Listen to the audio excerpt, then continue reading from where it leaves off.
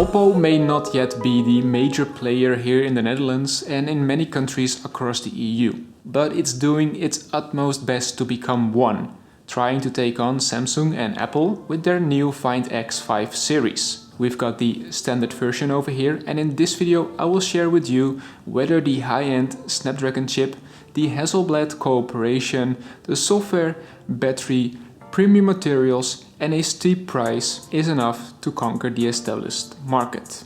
Hey there, it's me, Martijn, and let's get started. The 𝗵𝗵𝗂𝗯𝘀 subsidiary has been making good progress for some time now and is releasing smartphones in various price ranges, including in the high-end segment. The Find X5 is a somewhat tuned down version of its bigger brother, the OPPO Find X5 Pro, with which OPPO both wants to join the big boys. One of my favorite features to stand out is the incredibly fast charging. With 80-watt wired power charging that fills the phone's battery up in less than half an hour. There's also a 30-watt wireless charging option, which is for me personally fast enough compared to the 50-watt on the Pro version. This phone has also a 4800 mAh power pack, and despite being massive, it doesn't score much better than the competing smartphones with smaller sized batteries. And that's probably because of two things: hardware and software. But we'll get to that in a moment. Let's make it clear first that it's easily possible to get through a full day of use with various tasks, though people who game or stream video frequently might manage it. To come back to the hardware and performance part, the Qualcomm Snapdragon 888 along with the 8 gigs of RAM made the phone feel butter smooth. And that's incredibly useful for gaming and intensive processes like image editing. But it does heat up quickly, especially with gaming. The same counts for benchmarking. The very first time it had a multi-score of just over 3400. The second time the score went right away down to 3156, and that's probably due to the heat, which then puts it back on par with a large number of other top phones from recent years, such as the OnePlus 9 Pro.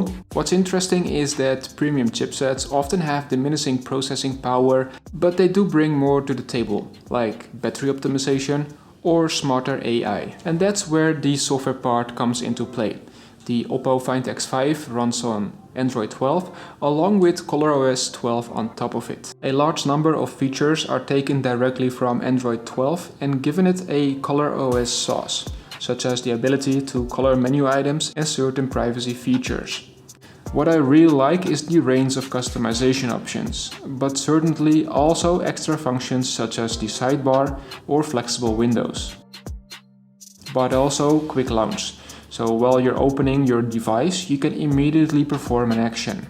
And last but not least, I also really like the Kid Space function. So whenever you give your phone to your children, they can only use apps that you've set that they are allowed to use, and within the apps they have limited functions, so they cannot do any payments, for example. What I didn't like was the amount of pre-installed apps, which were easily removed by the way, especially because they market the phone as high-end, and that's to me a no-go.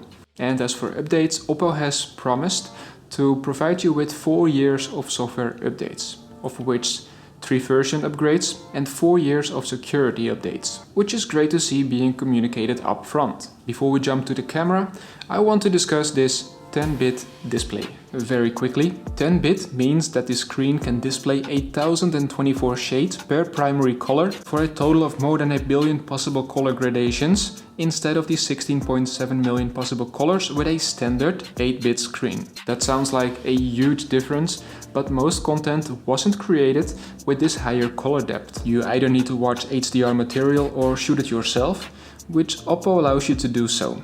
It set the built-in camera to capture with 10 color bits by default, but we'll get to that in a moment. It's good to know though that the average app and game doesn't go beyond the 8-bit, and I believe that the majority of users probably won't even notice the extra color depth in practice. OPPO has worked hard on the camera system in collaboration with Hasselblad. The main camera here is 50 megapixels, joined by a 50 megapixels ultra-wide version with a 110-degree field of view and a 13 megapixel telephoto camera.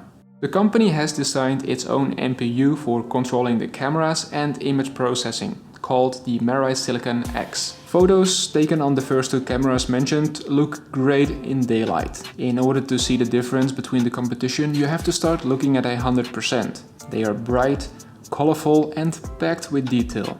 When it comes to zooming, it's a tie in quality, although the competition could zoom in a bit further. The night photos are not as clear as those of other top devices, but you do get more detail in return. The software is able to detect the edges well in portrait mode, even at difficult parts like hair. I'm not a big selfie camera user myself, but those who do use it a lot might be disappointed. And that brings us back to the question that we asked ourselves at the beginning of this video. Is it enough to conquer the Dutch and/or European market? Well, yes, the Find X5 keeps up well with the other flagships, but it's not perfect.